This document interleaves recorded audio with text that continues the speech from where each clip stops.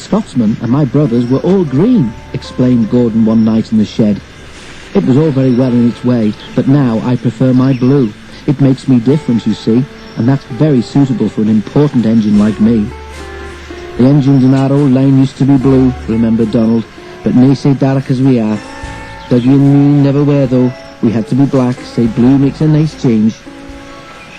"I like my green too," agreed Henry. "I'd hate to be red like James. People would think I was a fire engine." "At least people can see me coming," retorted James. "I don't disappear into the background like some engines I could mention. If it wasn't for the noise, you'd need a yellow and black front like Mavis." Henry's protests were drowned in the laughter of the other engines, and he went to sleep wondering how to pay James out. Henry was still cross next morning. "What can be wrong? What can be wrong?" wondered the coaches anxiously as Henry pulled noisily away from the big station. "Do come along! Do come along!" Henry snorted impatiently.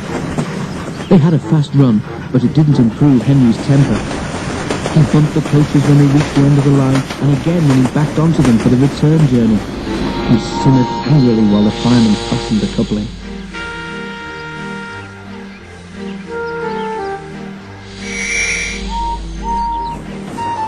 No one noticed a rattle from beneath Henry's footplate as he snorted away, and soon the train was running well. "Hurry, hurry, hurry," puffed Henry. Faster and faster they went. At last Henry began to feel better. Suddenly he heard a crack from below his cab. "Look out!" shouted the driver. He applied the brakes while the fireman scrambled forward to the footplate. He was just in time. Both men watched in horror as a widening gap opened between Henry and his tender. Henry stopped as soon as he could. The automatic brake halted his tender in the train some way behind. "We must drop Henry's fire," said the driver urgently. "It will be dangerous to let him boil dry now that we can't get more water from the tender." The fireman agreed.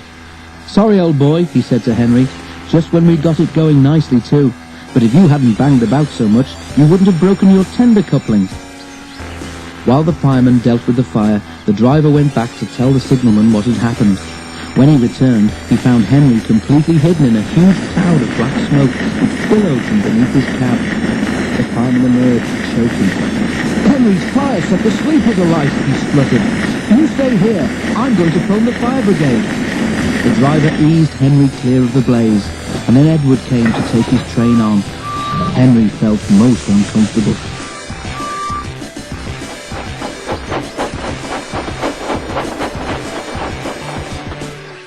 Workmen made Henry a temporary coupling. They rejoined him to his tender, and then the driver and fireman lit a new fire and drove him gently home.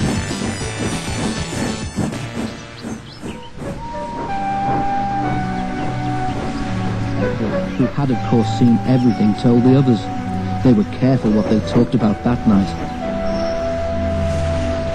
As for Henry, he was touchy on the subject of fires for some time afterwards. But James was quick to notice that from then on, Henry stopped making rude remarks about the colour of fire engines.